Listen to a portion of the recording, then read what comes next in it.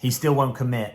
Should I walk away? Hey, I'm Jack, and just as we get into today's video, I want to make sure you know of a free resource that I have. It's called my Guy's Checklist. It's the first link beneath this video. You can take any guy, run him through it. It takes 5 minutes. It's 9 steps. I do the lifting. You get the result. It's a great way of noticing, is this guy investing in the relationship with me?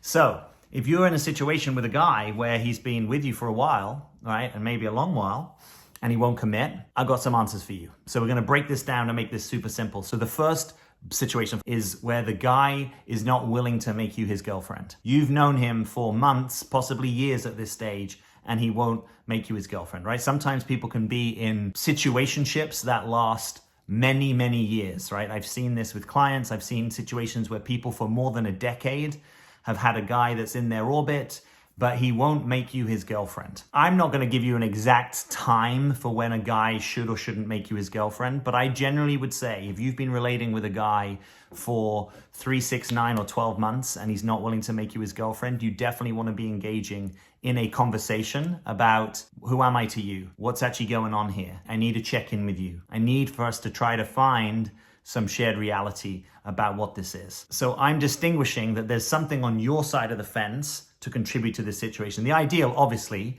is the guy wants to make you his girlfriend, and if you want to be his boyfriend, that is initiated from his side. Most of you, I know, would prefer that to happen. If that's not happening, it can be incumbent upon you to say, hey, hang on a minute, this isn't just okay with me to keep going along like this, so I need to get into some kind of conversation with you. It doesn't need to happen today, but it does need to happen somewhat soon. And generally, you increasing the urgency on that conversation is part of you claiming your power and backbone in the conversation, right? So this isn't just a, oh, we'll get to it next year conversation. This is a, hey, this is important to me, so we need to find time and space for this. Let me know when is a good time within the next 7 days for us to have a real conversation about what is going on here. Now, if the guy won't even show up for that kind of conversation, you probably have your answer, right? You may already have your answer unconsciously if a guy hasn't been willing to make you his girlfriend, but let's find out if there's anything that he knows that you don't yet know. So at your best, you try to show up for this conversation with as much curiosity, patience, and non-attachment as you can find. Sometimes that's a tall order, but that's what we're aiming for, right? Even if you can't muster those qualities, let's not make perfect the enemy of done. It's better to get the conversation out and to have it. And generally you do better in these conversations, I think, even though some guys dread this, where you say, hey, I want to have a check-in with you about where we're at in our relationship. It's better said differently that it's not just it's at the end of the night and you're feeling emotional and it comes out that you're feeling unloved by him, and then you kind of go into the conversation, but the context is kind of we're having a bit of an argument, or we haven't got much energy because it's the end of the night, or he's just about to step out of the door to go to work, or some other commitment that he's got. We ideally want, where possible, to get it in a sort of like there's time and space to have this conversation and it's not dropped on someone, they know that it's coming. The other assumption that I'm making here is that there's not a structural barrier to his making you his girlfriend, right? So it's not that he met you and then he went and got deployed in the military overseas. It's not that he met you but he was still in relationship with someone else. It's not that he's so recently out of a relationship that he's not ready for a real one. Those may be situations that you meet people in, and they may be situations that impact the timeline of availability. You can still stand clear in what you want, and you can make that clear to the other person, right? That's ideal from your side. But if you're meeting someone that's just fresh out of a serious relationship, you have to be very, very mindful that it might not be that they're well prepared to go into a more serious style of relationship. Often the person someone meets after a real relationship can be an important person in their life, but they're more likely to be in this companion or lover than full-on partner track. And the companion or lover to partner upgrade, we say often on this channel, it's pretty rare that that happens. And you don't want to be in a situation waiting for an upgrade. It's actually better that you downshift the connection, stay clear on what you want, leave the door open if that feels appropriate, and start to redirect your attention and energy and move on in your life. Okay, so this is the guy who won't make you his girlfriend. You may also be watching this and say, well, look, I'm his girlfriend. That's been going on for quite a while, but he won't really move the relationship on. He won't make me his long-term partner, or he won't propose and ask me to marry him. He's not escalating to this, we're gonna be in this together. Hallmarks of this, whether you're interested in a marriage or not, hallmarks of this style of more serious relationship might be that you move in together, and they might be that you commingle your finances. What's going on here? I'm gonna separate out 2 types of guy in this situation.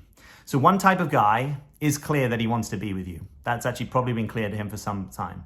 He just doesn't want to get married. And that might be because he's had previous bad experiences of marriage. It might be because he has a view that the government has no place in a relationship between the two of you. It might be because of religious, spiritual, or other reasons. You could ask him, right? And hopefully he would give you the answer about what's going on here.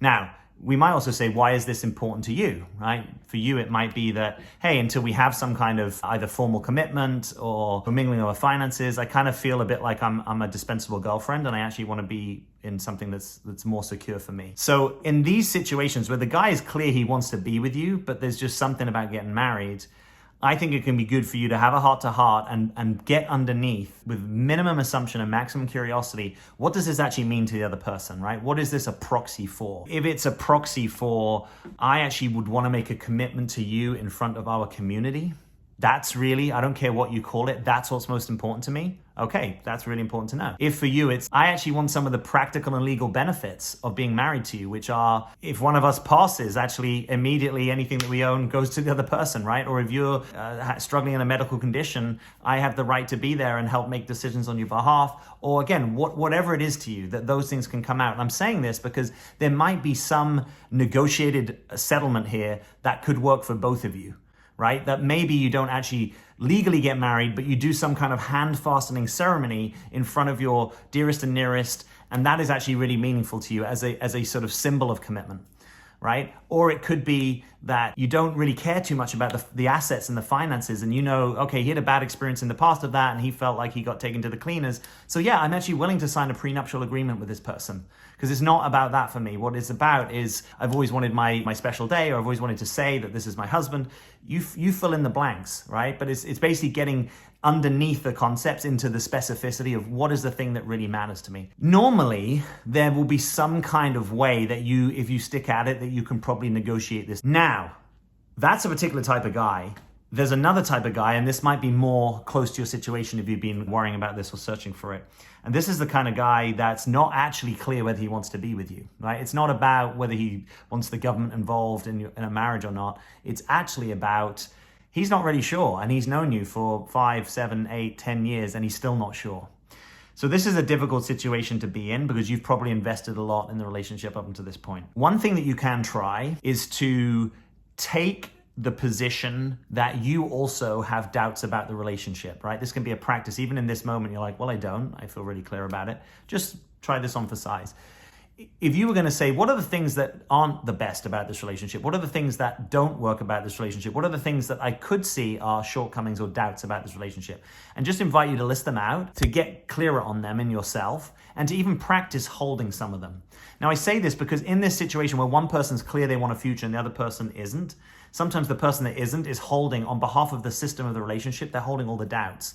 So by you saying, hey, actually, for a moment, I'm going to take on some of those doubts, you can sometimes invite a different kind of response in your partner, right? When you do group trainings, I don't know if you've ever been involved in a group training or workshop, you can sometimes achieve a similar thing by switching people's positions in the room, right? Maybe there's the person who's always the cynic, you know, that person in the training who's never really on board, who's always challenging the presenter for what they're saying. That person's playing a role, and sometimes you can swap someone else into that seat and they start to play that role. So the possibility is that there's a sort of role that's playing out between you where he's the doubtful one, the cynic, he's the unsure one, he's the I don't know yet, and you're the I'm super clear, I know, and I have no doubts. And sometimes we can play a little bit of role reversal, or we can at least say, could you, on behalf of the system called the relationship, could you also hold some of the doubts with him?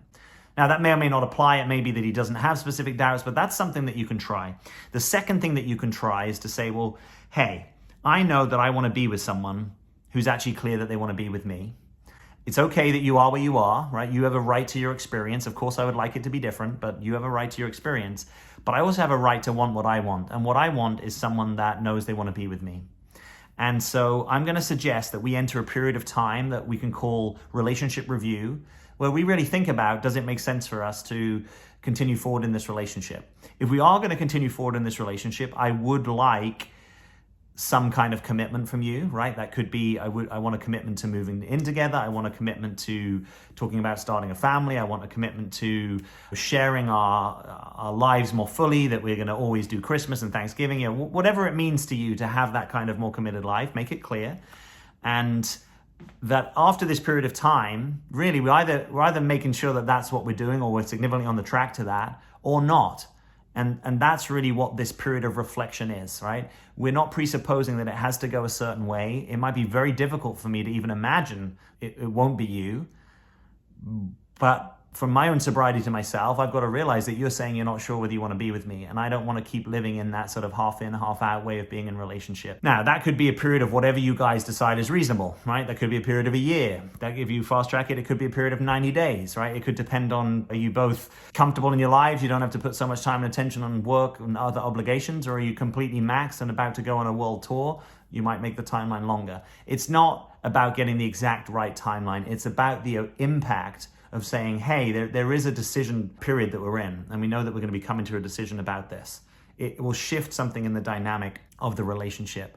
Now, you might say, well, I've tried that in the past and we just got through that time and nothing really changed for him. So that's where it comes back on you. If nothing changes for him, you then have to get clear with yourself, am I willing to be in relationship with someone who doesn't know that they want to be with me? And for some of you, the real answer to that will be no, but it might be hard to let go because you're so attached to this person, right? But if that's the case, now you need to go into a reclaiming your power, letting go. And it might be that the lesson of this relationship is actually as much about the letting go as it would be staying in the relationship. But you're giving yourself a period of discernment. Something that can support that period of discernment can also be, let's say at the moment you are seeing each other all the time, perhaps you see each other less, right? Perhaps you set some conditions, because we're going to create some space, right? The space is for us to reflect and to go have support from professionals or conversations with friends, or maybe get some solo time in nature to really decide what is here, what is true. So for instance, that could like, hey, we're actually going to see each other only twice a week, right? Or we're only going to really see each other in person. We're not going to be kind of texting and calling quite so much. We're actually going to make the relationship more essentialist,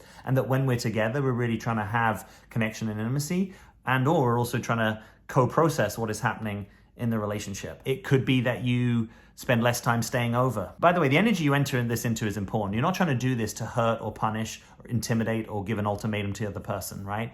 But let's be also clear that being in relationship with someone is highly conditional. For the vast majority of you, you only want to be in a relationship with one person, and there are standards and sort of requirements that come with that, right? The other person has a right to their own standards and requirements and to do what they want to do. But you're saying, hey, the condition really for being with me long term, and maybe I could have set this up a while ago, but best time to plant a tree 20 years ago, next best time today. So today I'm saying there are actually going to be conditions for continuing to be in relationship with me. And that's why we're setting up a period of time to see, does that actually work for you and me or not? Maybe there's some things that they're willing to compromise on, that now that they get that, oh, they don't just get to have you without conditions. Normally there's something in this territory that's going on in the background, right? Where you have found it hard to set some kind of conditions. And it might be that's generically true in your life, right? And you tend to let people have their way with you, walk on you, disempower you, or not really take into account what you need. Or it could be it's specific to this dynamic. You might say, I've never had this, right? Every guy I've ever met has always wanted to be with me, other than this guy, and he doesn't seem clear. And that's because there's something for you to learn in connection to this guy. And it might not be that the relationship has to go further. It might be the thing that you've got to learn is, oh, when a guy doesn't want to be in a more committed style of relationship, you have to take care of yourself and say, no, that doesn't work for me. I actually need something different. But we're not trying to pull the rug out from under him in the heat of an argument or one day to the next. We're trying to do it soberly to say, hey, there's a period of discernment, right? Because during that time, more truth might come out. More reflections might come out from you to you, a professional to you, between you. And during that time, it might be clear for you now where we need to go with this. But you getting clear in yourself, actually, hey, I could be willing to walk away from this because it's not actually what I really want. And that might be a very difficult place for you to be. But if that's more true for you than I just want to be with this person, then you have a right to take that stand. So click the link beneath this video if you are currently with a guy and wondering, how into it is he? This takes 5 minutes, it's 9 steps. Got great feedback on this. Click that link. Also be aware that we are going to be launching a new program here. So if you like my style, if you want to do deeper work with me, start thinking about that. Make sure you're on my email list because that's where this will get announced to you. Leave me a comment, like and subscribe. And as always, I'm Jack. Thanks for being here.